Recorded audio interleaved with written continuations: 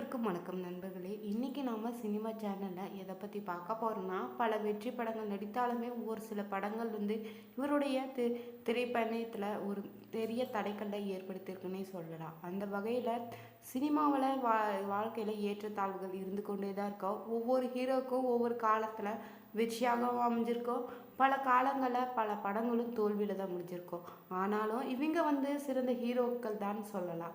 அவர்கள் பற்றிய ஒரு சில பதிவு தான் இந்த வீடியோவில் பார்க்க போகிறோம். இந்த வீடியோ உங்களுக்கு பயனுள்ள தகவல்கள் இருந்ததாக இருக்கும். இது போன்ற சுவாரஸ்யமான பதிவுகளை நீங்கள் தெரிஞ்சுக்கணும்னா இது வரைக்குமே நீங்கள் சினி ஃபேக்ட்ரி சேனலை சப்ஸ்கிரைப் பண்ணாமல் இருந்தீங்கன்னா நம்ம சேனலுடைய பெல் பட்டன் கிளிக் பண்ணி சேனலையும் சப்ஸ்கிரைப் பண்ணிக்கோங்க. லைக் பண்ணுங்கள், ஷேர் பண்ணுங்கள், கமெண்ட் பண்ணுங்கள். வாங்க வீடியோக்குள்ளே போகலாம். இந்த பதிவில் எதை பற்றி பார்க்க போகிறோன்னா, தமிழ் சினிமாவில் ஒரு சில நடிகர்களுக்கு வாழ்க்கையில் ஏற்றத்தாழ்வுகள் இருக்குதுன்னே சொல்லலாங்க. ஒவ்வொரு ஹீரோவுக்கும் அவர்கள் பெற வேண்டிய கவனம் கிடைப்பதில்லைன்னே சொல்ல முடியுங்க. சில நடிகர்கள் மட்டும்தான் தோல்விகளை சந்தித்திருக்கலாம், அல்லது சில படங்கள் சரியாக ஓடவில்லைன்னு சொல்லலாங்க. ஆனால் அதற்காக அவர்களோட திறமை இல்லைன்னு அர்த்தம் இல்லைங்க. இந்த ஹீரோக்களுக்கு வலுவான மீள் வருகை தான் தர தேவையான திறமைகளும் வசீகரமும் கடின உழைப்பும் இருக்குதுங்க. சரியான வேடங்களும் புதிய வாய்ப்புகளும் நல்ல இயக்கம் மூலம்தான் அவர்கள் மீண்டும் பார்வையாளர்களுடைய இதயங்களை வெல்ல முடியும்னு சொல்ல முடியுங்க. இந்த பதிவில் எதை பற்றி பார்க்கணும்னா, இரண்டாவது வாய்ப்புக்கு தகுதியான மற்றும் தொழில்துறையில் மீண்டும் தங்களை நிரூபிக்க தயாராக இருக்கும் சில தமிழ் ஹீரோக்களை பற்றி நாம் தெரிஞ்சுக்கலாம். இந்த வரிசையில் யார் முதலாவதாக வராங்கன்னு பார்த்தீங்கன்னா, நடிகர் சூர்யா தான். தமிழ் சினிமாவில் முன்னணி நடிகராக இருக்கிறாரு. கவனக்குறைவான ஸ்கிரீன் தேர்வுகளால் தான் தொடர்ச்சியாக தோல்விகளை சந்தித்து வராருன்னு சொல்லலாங்க. மேலும் அவரது சமீபத்திய படமான கக்வாவும் பாக்ஸ் ஆஃபீஸில் தோல்வி அடைஞ்சிருக்குதுங்க.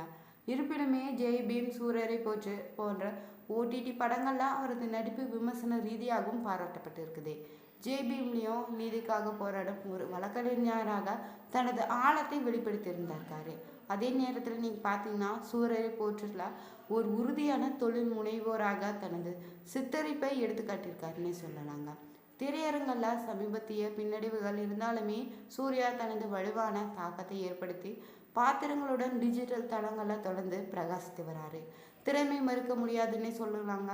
ஊடகங்களை முழுவதுமே அவரது பல்துறை திறனை நிரூபித்து வருது. பார்த்தோம்னா தற்போது வெற்றிமாறன், நடிகர் சூர்யாவும் அமீர் என மூவருமே வாடிவாசல் படத்துல இணைய போவதாக செய்திகள் வெளியாகி இருக்குதா. சூர்யா, அமீர், வெற்றிமாறன் மூவருமே தனிப்பட்ட முறையில தான் மனமாற்றம் ஏற்பட்டு மூவருமே வாடிவாசலை இணைந்திருக்காங்கதாகவும் மிகப்பெரிய வெற்றியை இந்த படம் எதிர்காலத்துல பெறக்கூடும்னு திரைப்பிரபலங்கள் சிலரும் பாராட்டியும் வாழ்த்து தெரிவித்து வராங்க. இந்நிலையில தான் ஏஜி மாடர்ன் மீடியா யூடியூப் சேனலில் பேட்டி தந்துள்ள மூத்த பத்திரிகையாளர் தான பயில்வான் ரங்கநாதனும் சூர்யாவுக்கு தற்போது இறங்கு திசை நடக்குது. அவர் நடித்த படங்கள் எதுவுமே சரியாக போவதில்லைன்னு சொல்லியிருக்காரு. ஆனால் வாடிவாசல் படத்துக்காக வெற்றிமாறன் மிகவும் நம்பியிருக்காராம். இதற்காக தான் ஜல்லிக்கட்டு கலையுடன் பயிற்சியை எடுத்து கொண்டிருக்காங்களாம். இன்னமுமே வாடிவாசல் படம் தூங்குவதற்கு தெரியலைங்க. இதற்கு காரணம் என்னவென்று கேட்டால் சூர்யா தான் சொல்லியிருக்காரு. வணங்கால் படத்தின் முதல்லையே சூர்யா நடிப்பதாக இருந்துச்சு. ராமேஸ்வரத்தில் பார்த்திங்கன்னா 4 நாள் ஷூட்டிங் சென்றிருக்காங்க. அந்த படத்தை அவர் தான் தயாரிப்பதாகவும் இருந்துச்சான். திடீரென படத்தில் தொடர முடியாதுன்னு சொல்லிட்டுறாராம். காரணம் பார்த்தோம்னா 10 நாள் படப்பிடிப்பு நடத்தக்கூட திரைக்கதையை இயக்குனர் சூர்யாவிடம் சொல்லவில்லையாகவும் அதனால் தான் இந்த படத்திற்கு சூர்யா விலகிவிட்டதாகவும் கூறி வராரு. இப்போது பார்த்தோம்னா அதே போல தான் வாடிவாசல் கதையை வற்புறுத்தி சூர்யா கேட்டுமே வெற்றிமாறன் சொல்லவில்லையாக சொல்லப்படுது. பவுண்டட் ஸ்கிரீட்டை சூர்யாவுடன் இன்னும் வெற்றிமாறன் ஒப்படைக்கலினோம். இதற்கு காரணம் தான் சூர்யா கால்ஷீட் கொடுக்க தயங்கி வருவதாகவும் சொல்லப்படுது. அடுத்ததாக நாம் யாரை பார்க்க போறோம்னா, தமிழ் சினிமாவிலே மிகவும் அழகாகவும் வசீகரமான நடிகர்களில் ஒருவராக இருக்கக்கூடியவர் தான் நடிகர் ஆர்யா. இவரை பற்றி எல்லாருக்குமே தெரிஞ்சுட்டாங்க. திரையிருப்போ வலுவான நடிப்பிற்காக அறியப்படுறாருன்னு சொல்லலாம். பட்டா பரம்பரை, பாசிங்கிற பாஸ்கரன், டேடி போன்ற படங்களில் அவரது பாத்திரங்கள் அவரது பல்திரை துறையினை வெளிப்படுத்தி அவருக்கு தகுதியான பாராட்டினை பெற்றுக் கொடுத்துச்சு. இருப்பினே பார்த்தோம்னா கேப்டன், காப்பான், தி விலாஸ் தொடர் போன்ற அவரது சமீபத்திய சில படங்களில் பார்வையாளர்களின் எதிர்பார்ப்புகளை பூர்த்தி செய்யவில்லைன்னே சொல்ல முடியும். மேலும் அவரது தொழில் வாழ்க்கையில் வேகத்தை ஓரளவு தடுத்து விட்டதுன்னே சொல்லலாங்க. பின்னடைவுகள் இருந்தாலுமே ஆர்யா ஒரு திறமையான மற்றும் தகுதியான நடிகராக தான் இருந்து வராரு. மேலும் அவரது ரசிகர்கள் பார்த்தோம்னா ஒரு வலுவான மறு பிரவேசம் விரைவில் நெருங்கி வருவதாகவும் நம்பி வராங்க. சரியான திட்டங்களுடன் அவர் தமிழ் சினிமாவில் உச்சியில் தனது இடத்தை மீண்டும் பெறுவதற்கான திறனை கொண்டிருக்காருன்னு சொல்கிறாங்க. யார் வராருன்னா, ரவின்னு தமிழ் சினிமாவிலேயே பல்துறை திறன் கொண்ட இருக்கக்கூடிய நடிகர் தான் ஜெயம். படத்தில் திருப்புமுனை வேடத்தில் நடிப்பதற்காக அறியப்படுறாரு. நடித்த படங்கள் பார்த்தோம்னா Thani Oruvan, M Kumaran son of Mahalakshmi, Peranmai போன்ற படங்களில் அவரது நடிப்பு அவருக்கு பரவலான பாராட்டை பெற்று தந்துச்சுன்னு சொல்லலாம். ரவி பார்த்தோம்னா வணிக ரீதியான மற்றும் உள்ளடக்கம் சார்ந்த படங்களை சிறந்து விளங்கி வராரு. அவரது வீச்சும் அர்ப்பணிப்பை வெளிப்படுத்தி வருது. இதன் மூலம் அவர் எப்போதுமே பிரபலமாக இல்லாவிட்டாலுமே தொழில்துறைக்கு அவர் அளித்த நிலையான பங்களிப்பு அவரை ரசிகர்களை விருப்பமானவராக மாற்றியிருக்குது. ரசிகர்கள் இப்போதுமே அவரது அடுத்த படத்திற்காக தான் அவளுடன் காத்திருக்காங்கன்னே சொல்லலாம். அங்கு அவர் சிவகார்த்திகேயனுடன் பராசக்தி வில்லனாக நடித்திருக்காரு. இது அவரது திரைப்படவியலுக்கு இன்னும் உற்சாகத்தை அளித்து வருது. இப்போது இவர் பார்த்தோம்னா பராசக்தி படத்தில் வில்லனாக நடித்து வராரு. படப்பிடிப்புக்காகத்தான் இலங்கை சென்றுள்ள போது நடிகர் ரவி பவகன் பார்த்தோம்னா கிரிக்கெட் வீரரான ஜெயசூர்யாவை சந்தித்திருக்காங்க. சுதா கொங்கரா இயக்கத்தில் சிவகார்த்திகேயன் நடிக்கும் திரைப்படம் தான் பராசக்தி. இந்த படத்தில் ஜெயம் ரவி, ஸ்ரீலீலா, அதர்வா ஆகியோர் முக்கிய கதாபாத்திரத்தில் நடித்து வராங்க. இந்த படத்தை தான் டான் பிக்சர்ஸ் நிறுவனம் சார்பாக ஆகாஷ் பாஸ்கரனும் தயாரிக்க ஜிவி பிரகாஷ் இசையமைச்சிருக்காராம். இந்த படமானது கடந்த 1965ஆம் ஆண்டு நடந்த இந்தி திணிப்பை மையமாக கொண்டு உருவாக்கப்பட்டு வருது. இந்த படத்தில் பார்த்தீங்கன்னா நடிகர் சிவகார்த்திகேயன் கல்லூரி மாணவராக நடித்திருக்காரு. கடந்த ஆண்டு டிசம்பர் மாதத்தில் இந்த படத்தினுடைய படப்பிடிப்பு பூஜையுடன் தொடங்கப்பட்டிருக்குது. அதனைத் தொடர்ந்து கடந்த சில நாட்களாக பார்த்தீங்கன்னா மதுரையில் நடந்து வந்த படப்பிடிப்பு சமீபத்தில் தான் நிறைவடைந்திருக்குது. தற்போது பராசக்தி படப்பிடிப்பு இலங்கையிலே நடைபெற்று வருதாங்க. பராசக்தி படத்துக்காக நடிகர் ரவிமோகன் பார்த்தோம்னா சிவகார்த்திகேயன் உள்பட படக்குழு இலங்கை சென்றிருக்குது. இங்கு தான் படத்தின் முக்கியமான பகுதிகளும் காட்சிகளாக படமாக்கப்பட்டு வருது.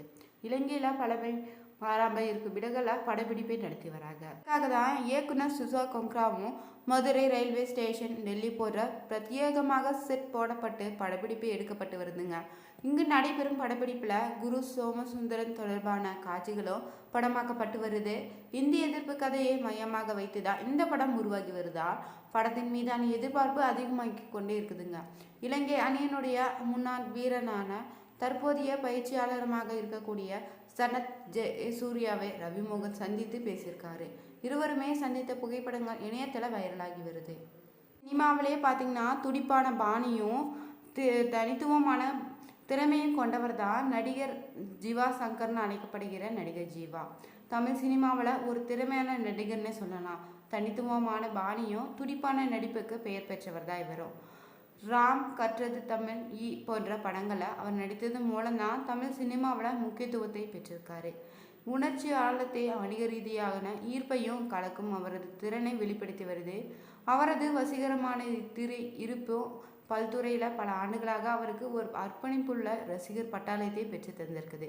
ஜீவாவினுடைய திரைப்பட வரலாறு அவரது சில சாகங்களைப் போல விரிவானதாக இல்லாட்டாலும் அவர் தேர்ந்தெடுத்த பாத்திரங்கள் திடமான நடிப்பை வழங்குவதற்கான அர்ப்பணிப்பை தொடர்ந்து நிரூபித்து வராரு. ரசிகர்கள் அவரது படைப்புகளை தொடர்ந்து பாராட்டி வராங்க. மேலும் அவரது அடுத்த படத்தை ஆவலுடன் எதிர்பார்க்கிறாங்கன்னே சொல்லலாம். எதிர்காலத்தில் அவர் இன்னும் அற்புதமான வேடங்களை நடிப்பார்னு நம்புறாங்க. சினிமாவிலே மிகவும் அர்ப்பணிப்பும் பல்துறை நடிகர்களை இவர் இன்றி யாரும் இல்லைன்னே சொல்லலாங்க. விக்ரம் தான் சந்தேகத்துக்கு இடமில்லாமல் தன்னுடைய நடிப்பில் முழுமையாக தன்னுடைய திறனை வெளிப்படுத்தி வராரு. பிதாமகன், சேது, தெய்வ திருமகள் போன்ற படங்கள்லாம் அவரது நடிப்பு ஒரு கடவுள் போன்ற ஆழத்தை உணர்ச்சியையும் எட்டியதால தான் அவர் ஒரு சின்னமாக கருதப்பட்டு வராரு. இருப்பிடமே பார்த்தோம்னா அவரது அபரிவிதமான திறமை இருந்தாலுமே ஸ்கெட்ச் போன்ற அவரது சமீபத்திய சில படங்கள் பார்வையாளரிடம் எதிரொலிக்கவில்லைன்னே சொல்லலாம். இதனால் ரசிகர்கள் ஏமாற்றி அடைந்து தான் இருக்காங்க. இருப்பினுமே அவரது ரசிகர்கள் வீர தீர சூரன் பகுதி 2 படத்திற்காக ஆவலுடன் ஆர்வமாக இருக்கிறாங்க. அவரது முந்தைய மறக்க முடியாத நடிப்பின் தான் மாயாஜாலத்தை மீண்டுமே கொண்டு வரும்னு நம்பி வராங்க. கைவினை திறன் மீதான அவரது அர்ப்பணிப்பும் அவரை ரசிகர்களை விருப்பமானவராக வைத்திருக்குது.